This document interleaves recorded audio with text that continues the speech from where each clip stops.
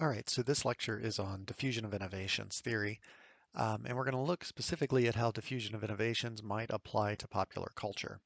If you've taken some classes before, you might have talked about this theory, but we're going to be looking at how it might be adapted to look not just at technologies or behaviors, but to think about how diffusion of innovation might explain how culture spreads throughout a society. So a quick overview of what we'll be talking about in this lecture. We'll be discussing diffusion of innovations theory. We'll be talking about its core components, and we'll be talking about how does it apply to popular culture. So diffusion of innovations theory broadly tries to explain how ideas or new technologies spread through a society. So it's looking really at um, how something new or something that's perceived as new gets adopted. And so we can think about this in a lot of different ways. It's typically thought of within communication as forms of technology. So you might look, for example, how the telephone, after it was invented, spread throughout society and became something that was in everyone's home. And it started in no one's home before it was invented, and then very quickly it got adopted. You might also look at different behaviors. So, for example, how does how do vaccines spread? How do people decide, oh, I'm going to vaccinate myself and I'm going to vaccinate my children? Um, uh, and it's been looked at in a lot of different contexts. Um, but usually it's thought of in some kind of uh, tool or outcome that is going to improve society. But the broad question of diffusion of innovations theory is, why do some innovations take off and become widely adopted, and others fail? So when recording technology for television first came out, there were a bunch of different technologies that came out. The two big ones were VHS and then Betamax. And so researchers might look to see, why is it that VHS and VCRs took off, but Betamax, which was actually a better technology at the time, why did it fail? And so it's trying to figure out, what is going to increase the likelihood that innovation will take off and become adopted by a lot of people, because that can ultimately help society in terms of things like vaccinations or, um, safe sex or wearing your seatbelt when you're in a car. Uh, or it can help, profitability. So, how is it can, if you're inventing something new, how can you make sure that yours will be the one that people really like and latch on to? And so it tries to answer this question broadly in terms of different technologies. So diffusion of innovations theory, the reading gives us a definition of diffusion. It describes it as the process in which an innovation is communicated through certain channels over time among the members of a social system. And so here we have four main elements. We have the innovation, which is a new idea or something that's perceived to be new. And this can be very basic. It could be an idea, it could be a new technology, but it's basically just something that's perceived as new. And so that's one of the elements. We also have the channels, the communication channels of society. So talking to different people and things like that becomes important here, and messaging becomes very important here. So this is a true communication theory. It looks at time. So, some innovations are adopted very quickly, some take a long time to be adopted. So, time becomes a crucial element here. And then it looks at the social system itself. How are people arranged within the society that the innovation is being introduced to? And so all of these elements interact to combine to determine whether or not an innovation is going to be adopted quickly or whether it's going to take a longer time. So certain social systems, ones that have more free communication or free exchange of ideas, are probably going to have ideas get adopted more quickly than those that don't have that. Um, how connected people are, so the more channels that people are tapped into are going to lead to faster communication adopt or faster innovation adoption. And so these are the four main elements that diffusion of innovations theory tells us to look at to understand how an innovation gets adopted. So what counts as a new idea? As I've said in a couple of earlier slides, we can think about this as being a behavior. So for example, wearing your seatbelt, which seems very common today, was once not that common. Um, not littering as a behavior, right? That was, people used to litter all the time, and then big communication campaigns came out to talk to people about that, and so that's less common today. So that's like a practice or a behavior. Technology can be counted as an innovation. So, for example, when the telephone was invented, that's a new technology. How did it get adopted? Or just very broadly, like a concept or an idea could be considered uh, an innovation. And so, with regard to culture, what are we thinking about when we think of these innovations? We can think broadly about them or very specifically, but we could say, fashion styles are a form of innovation. During the 80s, lots of people dressed like Madonna and Michael Jackson. You had people wearing one white glove, and you had people, wearing lace to look like Madonna. And so that was a very unique fashion style. It didn't exist before that time. Um, we had some very famous pop icons make it popular, and then you started to see other people adopting it. So fashion style could count as an innovation. A way of speaking could count as an innovation. So pop language, slang, things like that could be considered innovations. Um, cool, at some point wasn't said. It's said by almost everyone now, so that's a way of speaking. That's a form of innovation. Stories can be considered innovations. So Star Wars is very popular now. Almost everyone can tell you the basic story of Star Wars. That's an innovation. But anything that could be considered a cultural artifact ultimately could be thought of as an innovation because most of these cultural artifacts didn't exist before they were invented. They become invented and then they spread through society, and some get more adopted than others.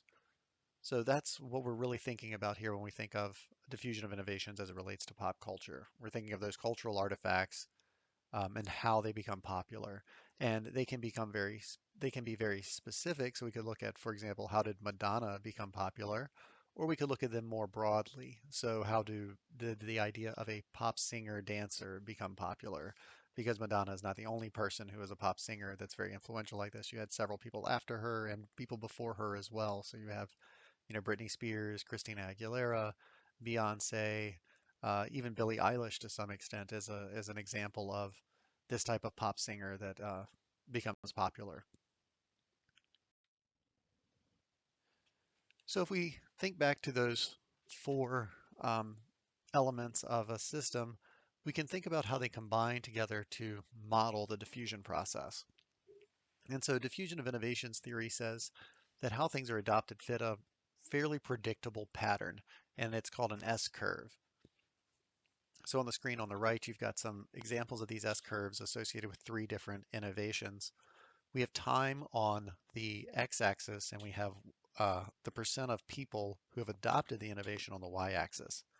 So you could think about this as familiarity too. When it's talking about adoption in terms of diffusion of innovation, it's really meaning like, did the person buy the telephone? Did the person start this new behavioral practice? But we can also think of this as more broad and just think of it as awareness with pop culture, right? So are you aware of um, what a specific meme is about? Are you aware of of the meaning of a specific piece of language, of pop language? Are you aware of who this pop star is? And so we've got time on the x-axis, we've got the percent of adopters on the y-axis, and all innovations start at zero, where no one knows about them, and then over time, more and more people learn about them.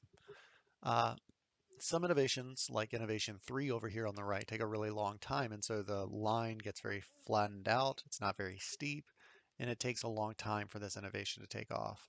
You have other innovations, like innovation one, where it gets adopted very, very quickly. And so steeper S curves indicate this faster adoption rate. And so we can look to see, how are these pop cultural artifacts adopted over time and how long does it take? And so this idea, this S curve, right, is that almost all innovations fit an S curve in some way.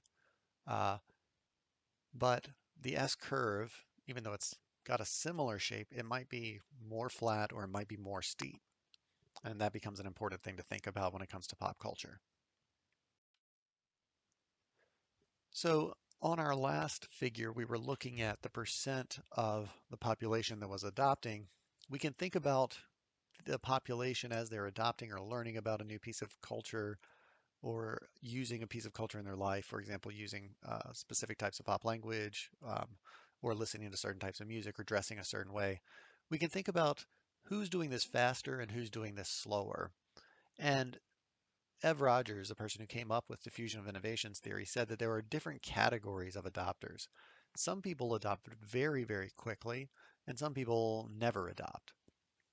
And so over here on the far left, we have the first 2.5% of the adopters. They're considered the innovators. So these are the people that are the first ones to hear about the new musical artist, buy their album, first person to go see the movie, first person to start dressing a certain way, first person to start using a specific type of language. These are the innovators, and they're the first 2.5% of the population to do this. After that, we've got the early adopters. So these are the people that are quick, but they're not the very first. So the innovators you could think of as being the pop icons or being people that are very close to them, right? So like Madonna, for example, as the first person who started wearing, kind of like lingerie on the outside of her clothes. She was an innovator. The very first people who started paying attention to her music and started understanding it and maybe started dressing the same way, you could think of those as being the early adopters. And they're the first 13.5% after that 2.5%. And then we have the last category that makes up the first half of adopters, and they are the early majority. So these are a little bit slower, but they're still in the first half of adopters. And so when we look at the second half, the people that are the slowest, we have the late majority and we also have the laggards. The laggards might never adopt. This could be, for example, you might have a family member, right, who's had the same hairstyle since 1975. So they were an innovator and they adopted that hairstyle, or maybe an early adopter and they adopted that hairstyle. But then that was it for them and they've stopped adopting hairstyles. And so now they're a laggard because they haven't moved forward with the times. So you can think about this adopter categorization as being, something that's um, different for every innovation, right? So you might be an innovator or an early adopter for one piece of culture, but then if you never update your cultural tastes, eventually you become a laggard because you're not adopting the newer forms of culture. So, you can think of people who like listen to the same music across time and never listen to a new musical artist as being maybe they were the first ones to start listening to this artist back in the 1990s, but today they're not listening to anybody new, so they're a laggard. So this we can think about with pop culture, these adopter categories as being kind of like a trait variable, right? Some people are going to be always on the cutting edge. And then over time, right, they might stay there, right? So you can think of like older adults who still are are still very fashionable and are still wearing, the newest clothes and are still listening to the newest music and watching the newest movies as they come out. And then you can think of older adults who have transitioned from being part of that first group to no longer being in that group. But the important thing here is, right, we can think about this as where are you falling on this continuum of early adopters, the innovators, the early adopters, the early majority, to the late adopters, the late majority, and the laggards. So these early adopters and the various adopter categories, we can also think of kind of terms that we might address or add to these different groups. So we can think of innovators as being particularly adventurous, right? A lot of times there's a lot of risk to being the first person to adopt a cultural artifact or to adopt a first person to adopt a hairstyle, right? So um, you can think about when Madonna started wearing lingerie, as clothing, right? Like that was a pretty risky move on her part. And if you're just a person going to school, right, and you started dressing up as Madonna like the day after her first album came out, that's a risky thing to do. You might be shunned by your schoolmates, or you might be made fun of for, how you dress and things like that. So we can think of innovators as being pretty adventurous, right? It's especially with culture, right? There's a lot of risk to adopting this because our culture and the things that we listen to and wear and read and watch and all of these things, right? They communicate part of our identity to other people, and so that can be a risky thing to do. You also have the early adopters. So these aren't the people that are right at the forefront, but they're pretty quick, and so these tend to be more likely to be opinion leaders. They tend to be respected by their peers and they can be relatively quick with adopting this. There's a little bit less risk here because they're not right at the beginning, um, but there's still a little bit of risk. You have the early majority. These individuals are more deliberate.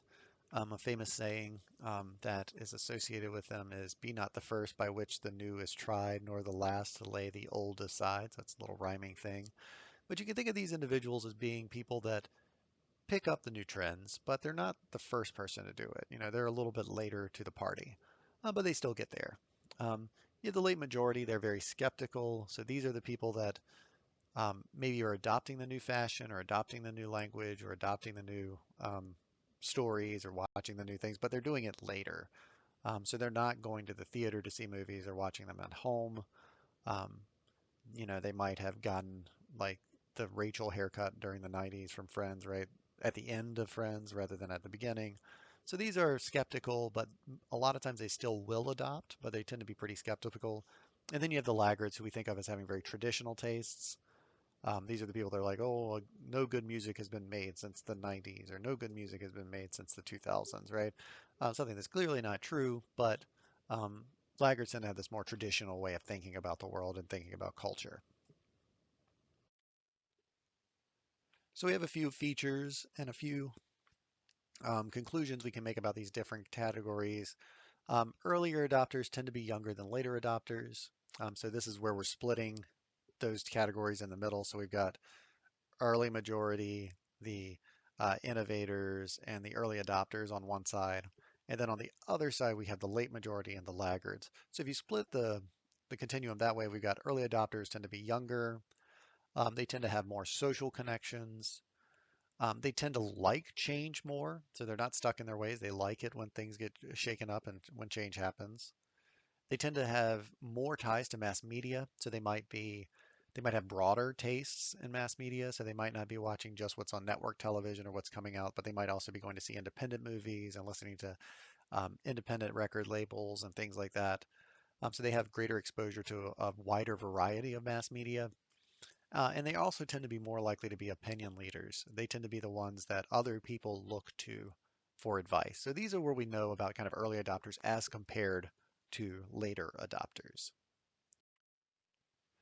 All right, so I wanted to look at one last thing before we finish up, and this is a thing that Google offers. It's called Google Trends, and you can actually look up different search terms there to see how they've changed in popularity over time.